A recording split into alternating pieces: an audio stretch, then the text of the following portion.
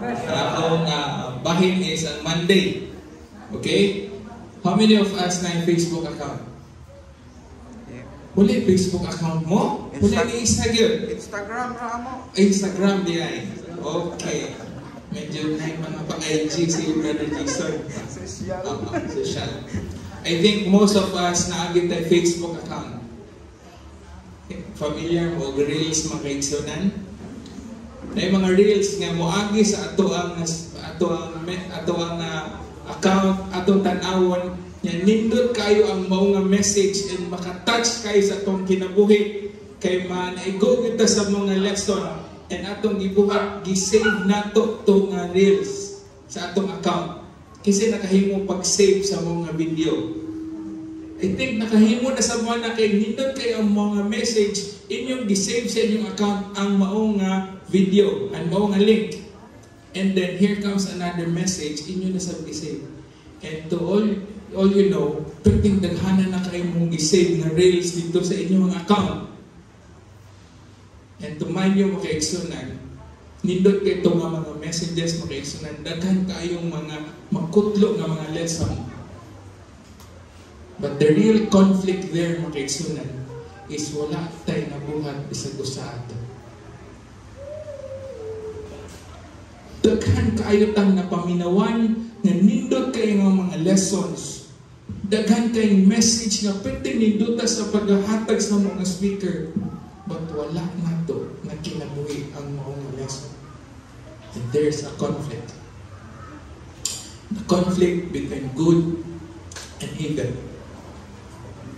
And there's a war in heaven, Rickson. I know for sure, kabalo na mo aning a war. Kaning a war na gisugdan dito sa langit, nga adunay anghel na nahimong rebellion sa atong buhing nga Diyos o nidani og 1/3 of the angels and gi-cast out sila dito sa kingharian sa langit o iputang sila diri sa yuta. And that's dito nagsugod ang mga war. Yung sa may lesson makuha atong leksonan, kabalo na mi, okay, kabalo na mi sa war, si Lucifer idala diri sa yuta, i-cast out. And then ang iyang trabaho is to deceive us. Tintalon na niya para madinaugon siya. And that's his goal. Muna iyang gustong mahitabo nga for you to think that it's negative, for you to think that you are worthless, to think that you are ugly, to think that ma-discourage ka sa kinabuhi. When you are discouraged, you are disappointed, and when you're disappointed, you're being depressed. Nanay depression tayo. Imunhon na dahil nga wala na ni asay-say ang tanan.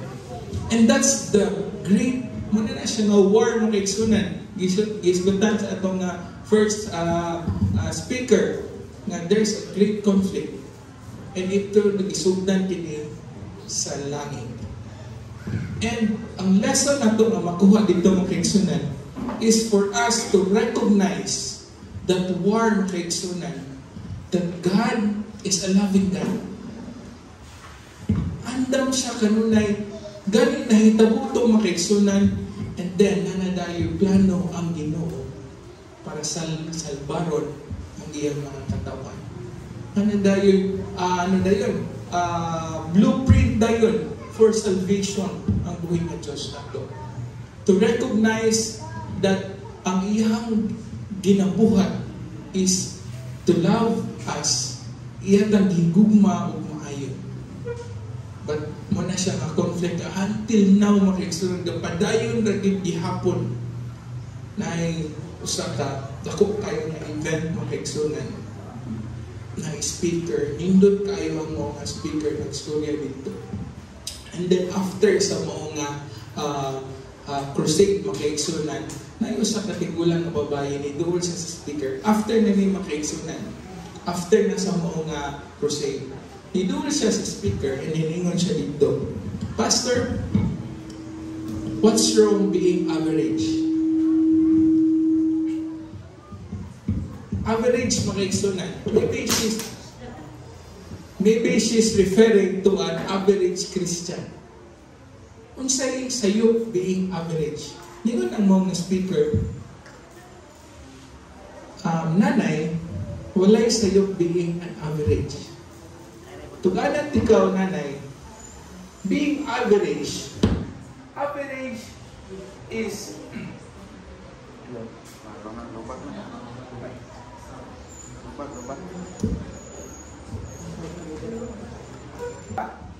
what's wrong being an average ko, no?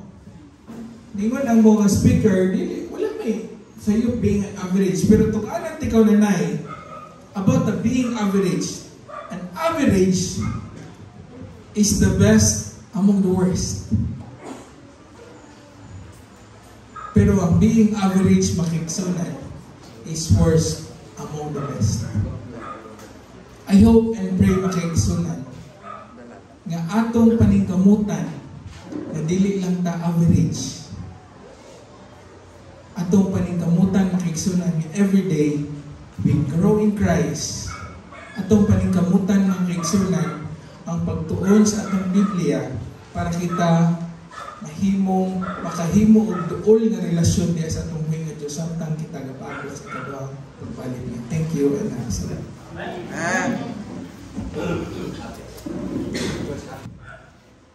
Martes, inyong diha ang Ginoo usa ka manggugubad. Sa inyong naunang mga igsoon, nakita ba natin Ginoo na naggugubad diri sa kalibutan? Atong minumduman mga igsoon ang gubat ikan para sa langit. Ang gubat dito dili bersahanay, dili gabitan ng mga power po kay armas, kunili gubat prinsipyo, patong prinsipyo pinasikat sa kamuturan sa kasulatan. Karon lapto ng kasulti napili ang Pangulong Angel sa langit nga gitawag og si Lucifer. Itambog rin sa siyota. Kisay laot malas pinayag 12-12. Alaot ang nagpuyo sa langit ug sa lupa. Kay tuwa dito itambog ang yawa. Kisay laot mga igsoon, kita munang naay dumugdungog, naay gubat, naay kagutom linog tungod na mga igsunan kay itag na nadana nasulat na sa Biblia sa Mateo 24 sa City. Adunay gubat-gubat, dunay gira, nasod, batok nasod. Ang unang gira dito pa sa langit mga igsoon. Dili gira ta armas kundi prinsipyo katarungan. Mga igsoon, atong itlog pinagi sa Biblia kung tinuod pagod ang Ginoo upat. Baliw ang biyas ninyong Biblia. Exodo 15:3. Exodo 15:3 sa akong version sa Biblia, ang Ginoo manggugubat o Yahweh ang iyang ngalan. Manggugubat ang Ginoo mga igsoon, sumala sa mabasa. Sa lain version sa Biblia, ako nabasa dito sa Exodo 15:3 yapon. Nagaingon dito, si Jehovah tao sa panggubatan. Basahan nyo naman igsoon. Dili lamang si Jehovah gamanan, kundi tao sa panggubatan. Ang gubat ng igsoon naitapuron tungod na sa kaaway. Diba?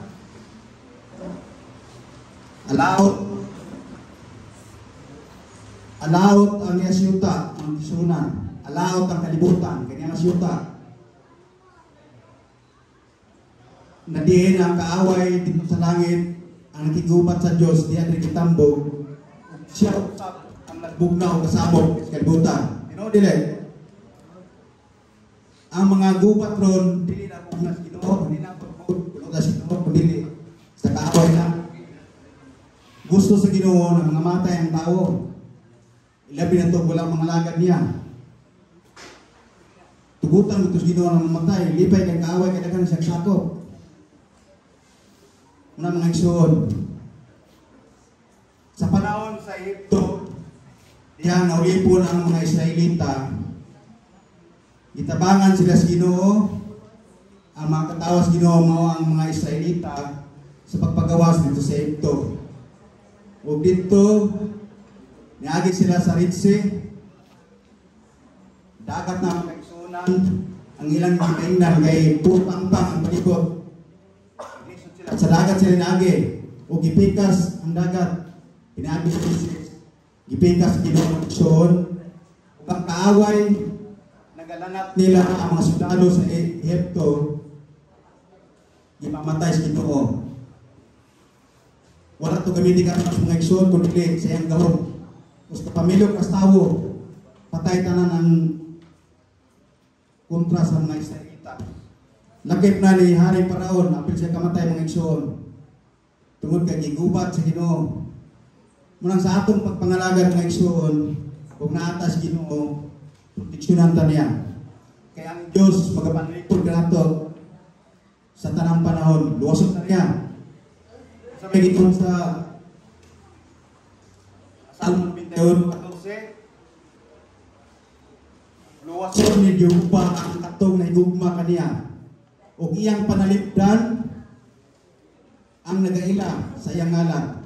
Na may igsoon, kung higugma tas Ginoo, o yun sa katong pagkita ang pagigugma sa Ginoo, aron ta panalipdan. Tumano na ito ang tanan niyang mga sugo, aron pahimuot ang kaniya o luwasot na niya sa tanang kalisdana. Amen? Last na teksto akong ihatag ninyo mga igsoon. Sa Salmo 23:1, ino diya, si Jehova akong mabalantay, walay makulang alang kanako. Sa tanang klase sa gubat mga kaigsuonan, tinigbasay, hunsa ba, pusil ba, kung naakas Ginoo, luwagton ka niya. Kaya walay makulang nato kung naata sa tinang Ginoo. Amen? Ang Diyos, lang nga itong kanaling kabutagon. 14, versículo 13, o Exodo 14, versículo 14. Apan ako ni ipakig-ambit kaninyo tungod kay unsa kining role sa atong Ginoo. Bisag tarantado ta, bisag makasala ta, nakig-away gihapon siya alang kanato. Unang example, ang iyang pagpakig-away kanato duha ka base, espiritual o material. Pwede siyang makig-away pinagis kahura. O pinagis sa David, makig-away siya pinagis espada. Dili man to kadagit nga kuno. So ako ang iuluhan kire sa ako karon sa Merkules sa ingon siya nga, sino ba makig-away alang ninyo? 5 ra ka punto nga akong ipakishare ninyo. Kung mangutana mo, malipay ko nga ang mga batan-o may mutuman ta. May mutana. Kaya si Brother Randy, bitirano naman ulit. No? So inapunta nga, sinagdanay, tatabangan nato ulit. So, kaya kinila bang Nixon magtod pa sa ito unang manang susulti nga mahal man kini o barato kini ato Nixon obliga itong dito ini so palit dito ini dili man po ni pakas ipautang naman po ni sa atong district Nixon ato yung paninggamutan Nixon muna mga batanon karon nato diawan nato nga magtuon ta ni kay bisan pag dili mo palit ini nakikaway gyapon ang Ginoo ninyo nilaban ni Nixon. Okay, 5. Gingan ta, itong pagkanta ni Mrs. Ison, pinagis pulong sa Ginoo, gingan ta niya nga, ayaw ko mo kadlok. Ligo na ang inyong una-una. O tanawan ninyo, kanang mga Ehiptanon, kung unsay buhaton ninyo sa Ginoo, nga mulaban sila kaninyo. O kanang mga Ehiptanon karon ya, dili na ninyo makita pag-usap. Tanaw ra. Diba mo, kayo na sila inis Red Sea. O, diba naman mo na si Espiritu no? Okay. Iyan din ayaw ka mo kahadlok, O liguna lamang ang inyong una-una. Ug tanawa ang buhaton sa Dios kaninyo karong adlaw. Kanang mga Ehiptohanon dili na kana ninyo makita bisan pa kanusa. Kaya unsa pa pud ang gitabang sa Israelites sa una sa Ginoo. Samtang hapit na gud sila maabsanuta, gipagahi ang ligid sa mga karwahe sa mga Ehiptohanon. Naara ba itong hari ato? Full power, dito sila sa espada ison. Wala mo sila yung mga misil. No? Pero, kung maapsan yung ato ison, pultol ng imong ulo. Ikalawa, luoy kayo. Ang mga Israelitas ison, baka nito sila yung mga tirador. Kung mapunto nag-training sila military dito sa Egypt, sige naman ito, hingo sila breaks. Di ba? So may kalimutan nila. Muna ang dihang katarungan na luoy ang Diyos na ito. Muna yun siya, magig-away ang Diyos samtang nagpanas ka. Lakaw sila, Rinchi.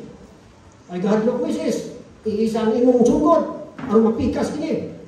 Pakig-away ng espiritual, wala labot ng espada na. Nakalabang sila, o kung saan na nitabo. Ingon dito nga, kanang Ehiptohanon, sa diyang, idaw nimo ang sungkod. Mubalik, sa diyang nakatabok na sila ba? Mubalik, pag sira ang tubig, o mamatay na nila. Ay kahit na, di mo mapsan. Ay kahit na ng kalisa. Ang ilang mga ligid. So, diha, nagkikaaway yun. Ang Ginoo, nilaban nila to. Kita karon bisan magdahitan, ang dahitan na rin sa nagtabang niya po na itong Ginoo. Mahalang magdagitaan ng isod-isod yan. Una-una na ito ni. Kaya makakuha tayo ni Gleason. Kung saan pa ka? Gleason. Dito sa mga walay kahimuan ng mga Israelitas na walang mabansay sa military training. Ang dito sa Israel na si Moises ay nag-train ato military dito. Ato silang libe, ato silang araw, ito, nakasulay o self-defense. Kaya sige na itong nasugba, ng mga uhod sa humay, ilan ang mga baye, mga himog abuwa na, himog break sa mga laki. Adlaw na bilhin mo ganit. So, giyon sa manggod pagmahal kita sa Ginoo. Mahal kayo. Wala yung mga training sila. Mo hinungdan, nagkikaway kang Ginoo, siya doon mismo ang iyong nga, sige, ay mong kadlok. So, labang sila. Ang pagpangilabot sa Diyos, sa Israel, dili lamang dinig na away, ipakikawayan ni Hiwa. Ang Israel, wala na po ng sipis, no? Ni murag ni kalit o tulibang ni no? Ang Israel, gisugo sa dili pagpakikaway. Kaya dili gustong Ginoo nga kunta ka ng rambol kayo taguna-una ka ng makiaway yung ta, dili para ng Bagdad ron sa mga ano nila? Yung tadi, huwag tayong malito na, pero warrior tayo nag-una, isang wala na plans Ginoo. So kita na din magtag-warrior. So wala, pwede na tayo mag-train doon. Ano si Justin, kinanglang nila na ni mga eskwela ko. Arbutisi. Wala kinanglang na ito. Ikaw, Brad Aurelio, kinanglang na ito. Makatay, hindi na ito masupos atong silingan. Tanan, dili ta maging-away. Tungkol kayo ang Ginoo mo maging-away na ito. Amen? Okay, now, ato na gamay pa kayo. Isulat si Ellen G. White Ison. Ang sa'yo, isulat si Ellen G. White. Yan siya. Gihubad kini ni Ellen G. White, ingon nga usa ka pahayag sa kamaturan ng Dios, wala magplano na ilang mangkon ang yuta pinagis away. Wala. Kaya, isa ako to, ang yuta sa Kananis, alam mo promise, gihatag sa Ginoo from Egypt. Instructed na sila iso. Ito nga mo yuta ito. Si Brother Randy siguro, mga 24 hektar niya kuha dito. Isa ako po, homestead. 42 ba hektar niya? Last 1 minute. Okay. Last 1 minute. So, mo ka na ato ika pasigarbo, ano niya tayo ng grupo. Ha? Amo ko, duha-duha mo niya. Di pakikawayan mo sa Ginoo,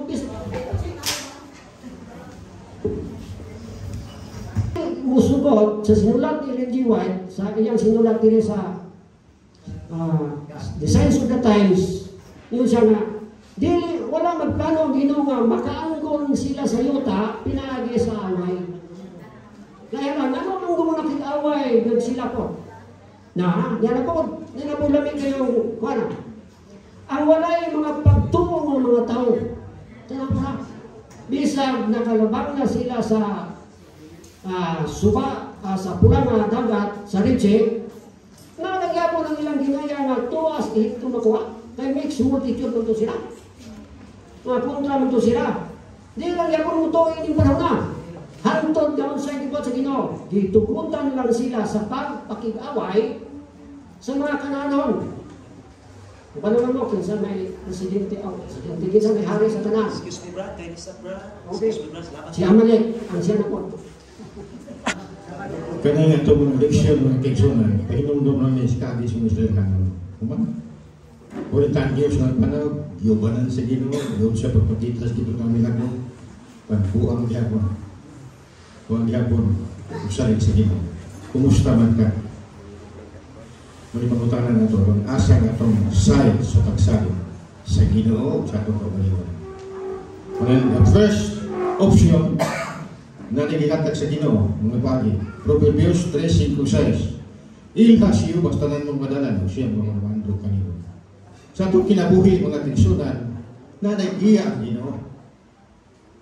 Tanan mong plano sa ikong kinabuhi, ipananghit sa Ginoo. Gubat mo na unsa kaaway kalisod kwarta, ipananghit sa Ginoo. Siguro nga yung kanahugan. Atong abilidad, mga tinsunan, only limited. Limitado, atong alam, limitado. Nakita na no, paglabang nila sa Red Sea. 4 milyon yung siguro katao, 600,000 min, laki na, kung napon ko sawas, milyon na, nanganak na gutlo. 4 milyones. May abilidad ba kung saan nakalabang sa dagat? Wala yung saan abilidadan. Kita karon, bisip pila patakalibo. Magkaratas pa tayo ng gubat karon mga keksonan, sa atong gubat. Batok sa mga ibutan. Kung wala ang Ginoo, 1:5 without me, you can do nothing. Usang challenge na ito karon. There is no the best second chance kayo sa yung tao na may plano. Magama ka itong plano. Hindi pakita na sa Ginoo. Kito na sa promise lang, pagabot na sa Jericho, way-away, marcha lang mo, kanadlaw kasa, tuyok sa Jericho. Ikaunong kadlaw, sige yun mong tumana, musuko. Tumana yun. Walay away, walay tingog. Murag buhat ka, tuyog lang. Kapag si kapitong tuyog mga kaisanan, 7 times. Ilang ito man? Musin tabo.